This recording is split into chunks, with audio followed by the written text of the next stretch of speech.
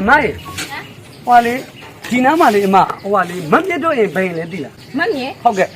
မမြင့်ဆိုရင်မုတ်ဆိုးမမမြင့်ရှိရယ်ဆ iam မမြင့်ရှိရယ်တခုလည်းမမြင့်ရှိရယ်ပုံစိမ့်တယ်မမြင့်ရှိရယ်ဘယ်မမြင့်ပြောရလဲမသိဘူး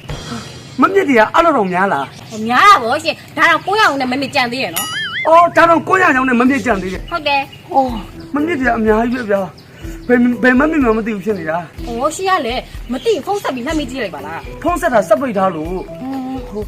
အဲ့ဒါတော့ထားလိုက်တော့ဗျာဟိုနေ့ကိုတန်ကျောင်းတော့အိမ်ရောသိလားကိုတန်ကျောင်းဟုတ်ကဲ့ကိုတန်ကျောင်းဆိုလို့ရှိရင်ငါးခွေးသေးနဲ့ကိုတန်ကျောင်းရှိရယ်ဝက်စည်းတင်နဲ့ကိုတန်ကျောင်းရှိရယ်ဘဲထုတဲ့ကိုတန်ကျောင်းရှိရယ်ကဲသမားကိုတန်ကျောင်းရှိရယ်ဘဲတန်ကျောင်းကိုပြောရလဲရှင်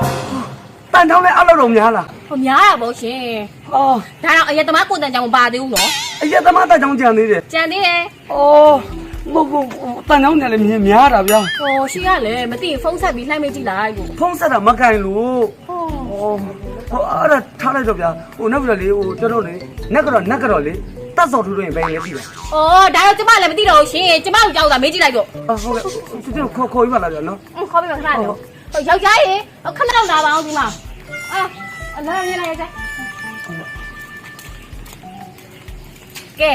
ရှင်ခုနမေးကြည့်နေတယ်မယ်ကျမကိုကြောက်မေးလိုက်တော့။ဟုတ်ကဲ့အခုဒီကမှလေနက်ကတော့တတ်စော်ထူလို့ရင်သိလား။ဟုတ်ကဲ့ဒီချက်လို့ပြောပါဦး။အဘာဟမ်။ဟာအဘာအဘာဘာအဘာဘာဘာဘာဘာအဘာဘာဘာ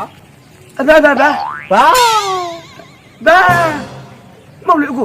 ကျွန်တော်ပြန်ပြောနေအခုဘာပြောနေဘာတွေများနေလို့အဘာဘာဘာအဘာဘာအော်ဘာဘာဘာဘာဘာဘာဘာဘာဘာဘာ